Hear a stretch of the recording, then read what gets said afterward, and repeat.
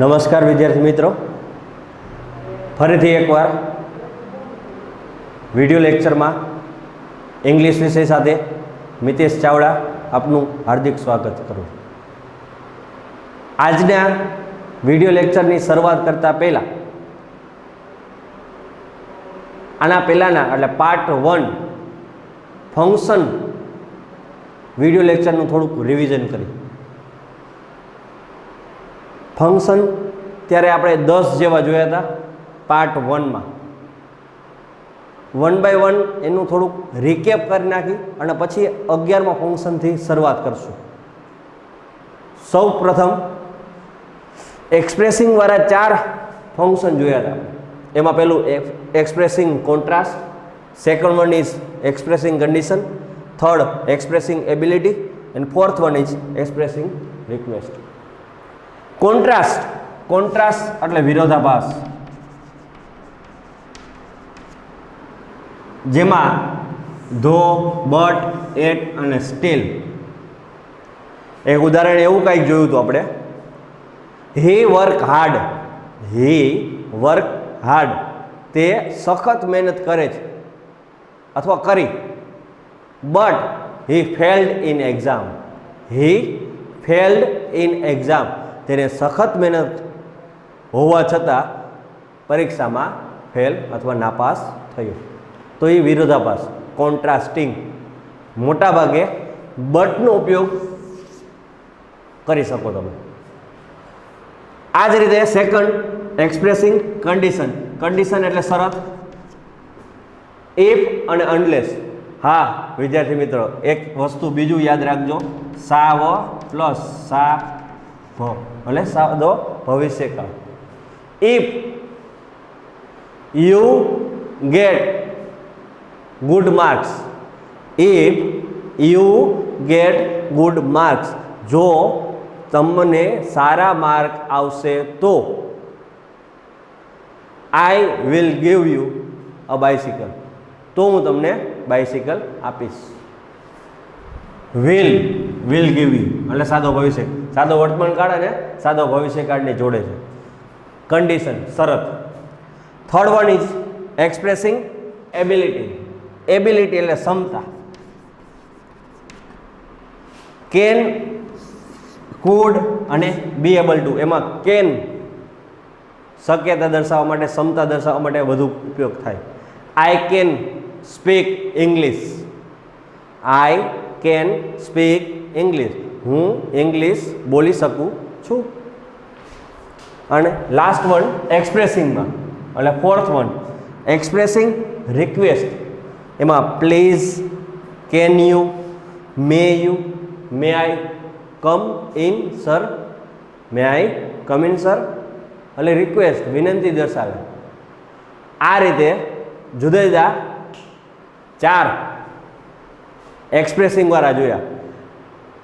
એ આપણે પાર્ટ 1માં વિગતવાર દર્શાવેલા છે,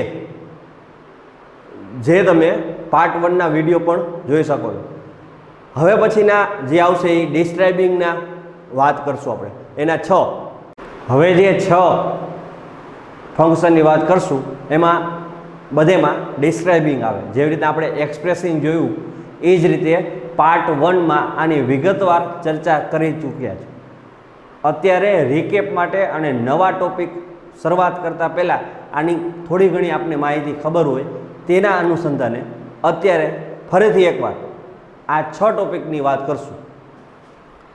ડિસ્ક્રાઇબિંગ કમ્પેરિઝન. કમ્પેરિઝન મીન્સ સરખામણી. હવે સરખામણી એટલે વસ્તુની હોય, જગ્યાની હોય, કોઈ પણ વ્યક્તિની હોય. એક ઉદાહરણ દઉં તો my brother is more handsome than me. મારો ભાઈ મારા કરતાં વધારે સુંદર છે. એટલે ડિગ્રી ટોટલ 3: પોઝિટિવ, કમ્પેરેટિવ અને સુપરલેટિવ. પોઝિટિવમાં એઝનો ઉપયોગ થાય, એઝ ડેશ ડેશ એટલે વિશેષણ, પાછું એઝ. જ્યારે કમ્પેરેટિવમાં અથવા મોર ધેનનો ઉપયોગ થાય. અને લાસ્ટ વન સુપરલેટિવ, એમાં EST અથવા ધ મોસ્ટ નો ઉપયોગ કરવામાં આવે છે. બીજું, ડિસ્ક્રાઇબિંગ પ્રોસેસ એટલે પ્રક્રિયા દર્શાવવા માટે. મોટા ભાગે આવા વાક્ય આજ્ઞાત વાક્ય હોય અને મેનલી એમાં એન્ડ શબ્દથી જોડાયેલું હોય. Go home and do your lesson. ઘરે જા અને તારું લેસન કર. ડિસ્ક્રાઇબિંગ પ્લેસ સ્થળ, જગ્યા જે વેરથી દર્શાવવામાં આવે. સાપુતારા વાળી ઉદાહરણમાં તમને વાત કરેલી હતી. Saputara is the place located in Gujarat which is famous hill station. Describing person વ્યક્તિની who ની વાત આવે.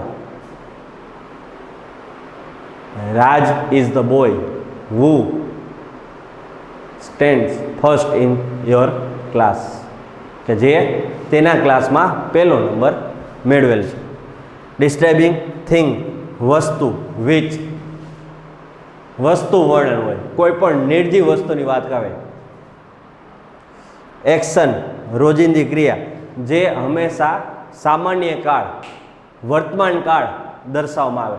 એ વર્તમાન કાળમાં ઓલવેઝ, નેવર, સમટાઈમ્સ, ઓફન આ બધા શબ્દોનો ઉપયોગ કરવામાં આવે છે. હવે જોઈશું આજના ટોપિકનું આગળ.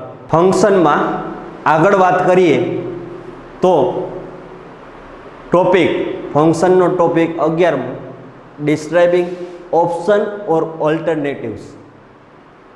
ઓપ્શન એટલે તમને ખબર જ છે કે વિકલ્પ. વિકલ્પને જોડવા માટે 3 શબ્દોનો વધારે પડતો ઉપયોગ કરવામાં આવે છે. એમાં એક શબ્દ ઓર અથવા, આઈધર ઓર સેકન્ડ.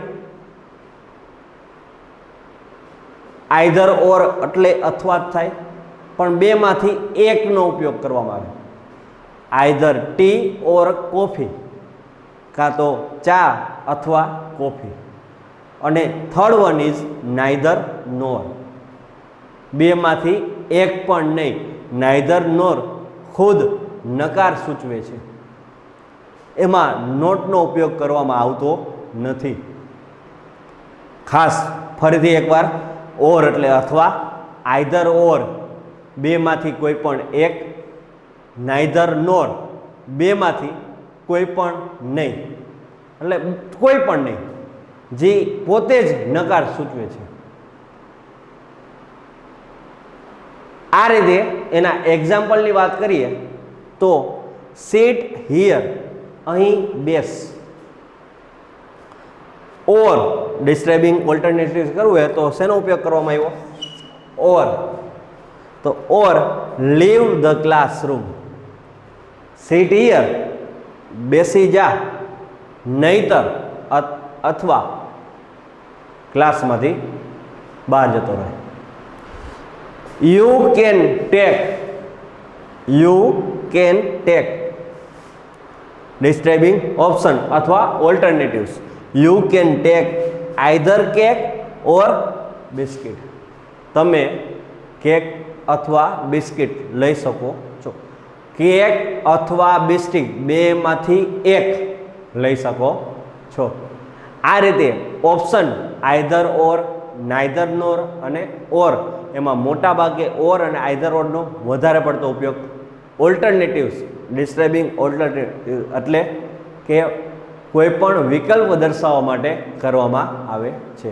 હવે વાત કરશું ઇન્ક્વાયરી એઝ નેચર.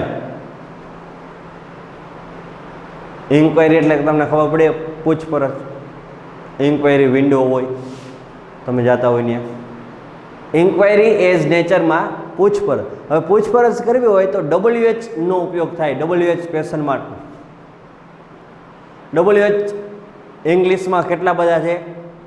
નોમિનલ તમને એક્ઝામ્પલના નામ આપું તો who, what, when, why, how many, how much, how far, how long, which, whom, whose, when, આ બધા. એમાંથી કોઈ પણનો ઉપયોગ કરી શકો, પણ વાક્યને અનુરૂપ હોવું જોઈએ. વાક્યની શરૂઆત હોય એ પ્રમાણે તમારે કમ્પ્લીટ ધ સેન્ટેન્સ બનાવવું પડે. એટલે વાક્યમાં સપોઝ અહીંયા તમને બે વાક્ય આપેલા, એમાં એકમાં વાયનો ઉપયોગ થાય. એટલે વાય એટલે તમને ખબર હોવી જોઈએ શા માટે, તો રીઝન, વાય દર્શાવે રીઝન. તો why did you call me yesterday, શા માટે મને ગઈકાલે તમે ફોન કર્યો. Why do you late today. તો આ બધાય વાય વાળા પ્રશ્ન પૂછી શકો તમને આપેલું હોય તો. એ જ રીતે હાઉ મેની, હાઉ મેની એટલે કેટલા, ગણી શકાય ત્યારે હાઉ મેની, ન ગણી શકાય ત્યારે હાઉ મચ. ઇન્ક્વાયરી એઝ નેચરમાં how many pens do you have, તમારી પાસે કેટલી પેન છે અથવા પેનો છે. એટલે એનો મતલબ કે જે પ્રમાણે તમને કમ્પ્લીટ ધ સેન્ટેન્સમાં વાક્યનો પ્રશ્નાર્થમાં કયો પ્રશ્નાર્થ શબ્દનો ઉપયોગ કરવામાં આવ્યો છે એના ઉપરથી તમારે પ્રશ્નાર્થ વાક્ય બનાવવું પડે. આ રીતે ઇન્ક્વાયરી એઝ નેચરમાં તમે કોઈ પણનો ઉપયોગ કરી શકો. પણ એટલું યાદ રાખજો, હુ તો કોઈ પણ વ્યક્તિ દર્શાવે, હુમ કોની પણ કર્મ દર્શાવે, હુઝ વિચ વસ્તુ દર્શાવે, હાઉ મેની હાઉ મચ કેટલા કેટલી, પણ એની સાથે હંમેશા કોઈ પણ નામ આવે. આ રીતે how many pens, how much sugar, આ રીતે નામ દર્શાવવામાં આવે. એટલે એનો પણ અભ્યાસ હોવો જોઈએ. હવે વાત કરશું પોઈન્ટ ઓફ ટાઈમની. પોઈન્ટ ઓફ ટાઈમ, જો અત્યાર સુધી ડિસ્ક્રાઇબિંગ અને એક્સપ્રેસિંગની વાત કરી, હવે કંઈક નવું. આની પહેલાંની વાત કરી હતી ઇન્ક્વાયરી એઝ નેચર, તો WHની. પણ અત્યારે જે વાત કરશું એ પોઈન્ટ ઓફ ટાઈમ.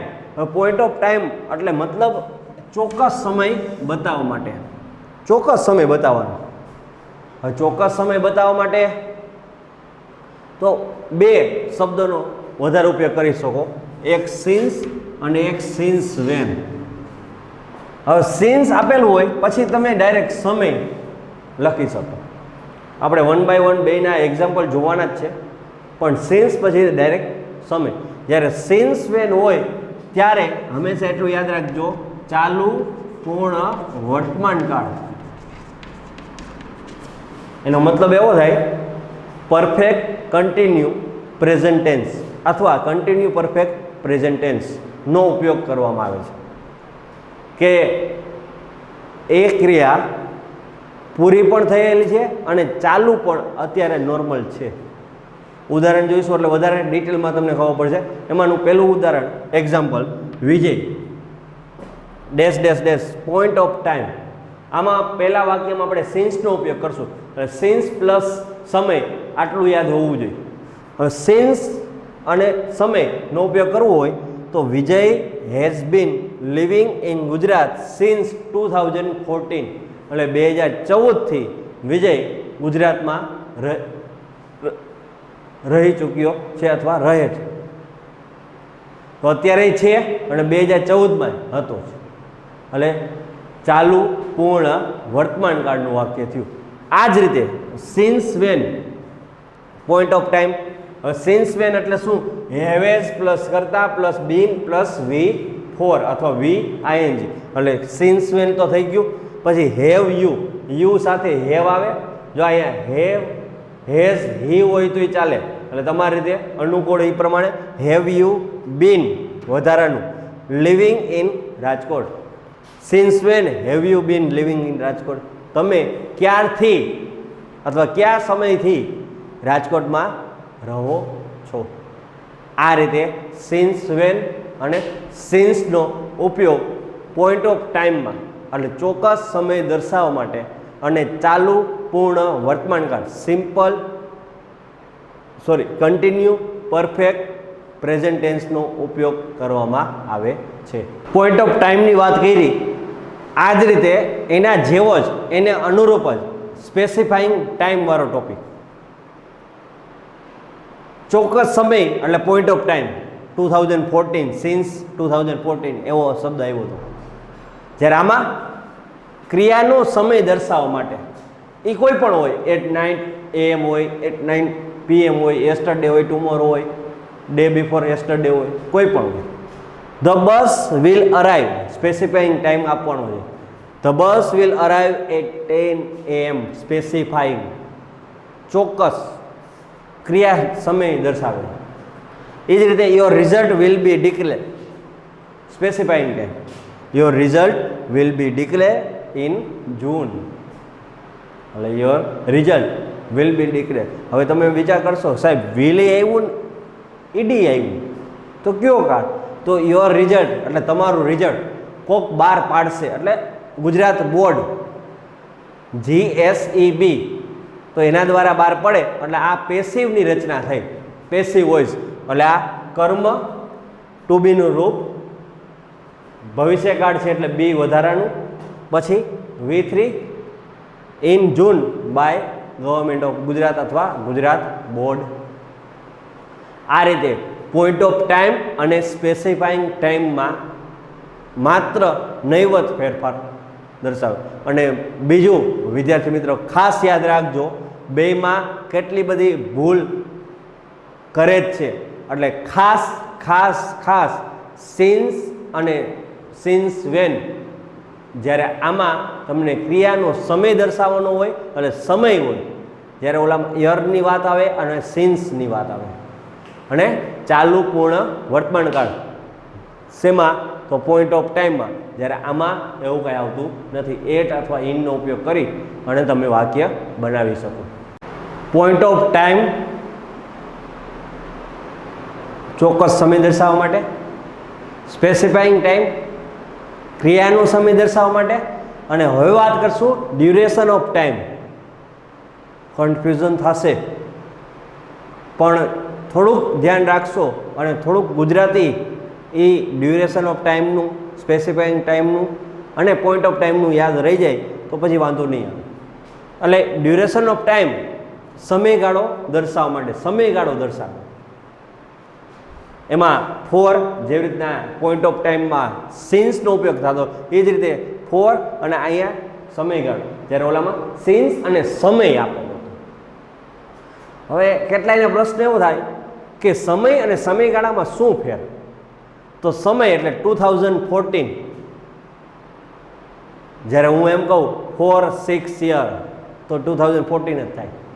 2020માં વાત કરું છું અને 2014ની વારે વાત કરવી તો 4-6 યર અગો. હાઉ લોંગ અને પાછું ફરીથી એકવાર ચાલુ પૂર્ણ વર્તમાનકાળ, continue perfect simple tense, perfect present tense, continue perfect present ટેન્સનો ઉપયોગ થાય. The girl has been blank duration of time. તો the girl has been studying for 2 hours. The girl has been studying એટલે પૂર્ણ, ચાલુ પૂર્ણ વર્તમાનકાળ ફોર 2 years. અહીંયા શું લખેલું? Duration of time. સપોઝ અહીંયા પોઈન્ટ ઓફ ટાઈમ આપેલું હોય તો શું કરવાનું? તો અત્યારે વાત કરી લઈ, એકવાર આપણે કરેલી જ છે તોય પણ બીજી વાર વાત કરશું એટલે રીકેપ થઈ જાય અને આ બેનું શું તફાવત છે, શું ડિફરન્સ છે એ પણ તમને મગજમાં આવી જાય. The girl has been studying since 2018 અથવા સિન્સ ટુમોરો. તો આ શેનો? સિન્સ અને ફોરનો ઉપયોગ. હાઉ લોંગ, જ્યારે ઓલામાં since when. How long has Mitesh sir been teaching English in Shubham school. ક્યારથી એટલે કયા સમયગાળાથી મિતેશ સર શુભમમાં ઇંગ્લિશ, શુભમ સ્કૂલમાં ઇંગ્લિશ શીખવે છે અથવા શીખવી રહ્યા છે. આ રીતે point of time, duration of time અને સ્પેસિફિક ટાઈમ ખૂબ જ મહત્ત્વના ટોપિક અને 3માંથી 1 તમારા બોર્ડના એક્ઝામમાં હોય ને હોય જ. તો થોડુંક કેરફુલી અને થોડુંક મગજમાં ગુજરાતી યાદ રાખી અને આની સિન્સ તો શેમાં? પોઈન્ટ ઓફ ટાઈમમાં. ડ્યુરેશન ઓફ ટાઈમમાં તો 4 અને ઓલામાં 8, 9 AM અથવા ઇન. આ રીતે યાદ ઝડપથી રાખી શકો તમે. ફંક્શનમાં લાસ્ટ ટોપિકની વાત કરીએ તો સ્પેસિફાઈંગ લોકેશન. લોકેશન એટલે જગ્યા. હવે પ્લેસ અને લોકેશન બેમાં ફેર. ક્રિયા, વસ્તુ, વ્યક્તિનું સ્થાન બતાવવા માટે આ લોકેશનનો ઉપયોગ થાય. જેમાં in, behind, near, here, there. In એટલે માં, બિહાઇન્ડ એટલે પાછળ, નિયર બાજુમાં, હિયર અહીં, ધેર એટલે ત્યાં. આવા શબ્દોનો ઉપયોગ જેમાં થાય એ સ્પેસિફાઈંગ લોકેશનમાં દર્શાવી શકો. એના ઉદાહરણ જોઈએ તો મિસ્ટર શાહ વર્ક્સ, કે મિસ્ટર શાહ વર્ક કામ કરે છે ઇન શુભમ સ્કૂલ. તો શુભમ સ્કૂલ એ location. The boys are playing, specifying location. તો the boys are playing on the playground. તો ઓન ધ પ્લેગ્રાઉન્ડ એ લોકેશન એટલે સ્થળ થયું. આ રીતે સ્પેસિફાઈંગ લોકેશન. વિદ્યાર્થી મિત્રો, ફંક્શન ટોટલ 17 ફંક્શનની આપણે વાત કરી. એમાં એક્સચેન્જિંગ, એક્સપ્રેસિંગ વાળા 4, ડિસ્ક્રાઇબિંગ વાળા 7 એટલે ટોટલ 11 અને ટાઈમ વાળા specifying time, point of time, duration of time એવા 3 અને એક્સ્ટ્રા જેમાં આ બધા સ્પેસિફાઈંગ લોકેશન આવે. એ બધાની વાત કરીને ટોટલ 17 જેવા ટોપિક ફંક્શનમાં આપણે જોયા. આશા રાખું છું કે તમને આ એક્ઝામ્પલ ઉપરથી વધારે એની માહિતી મળતી રહે. Thank you.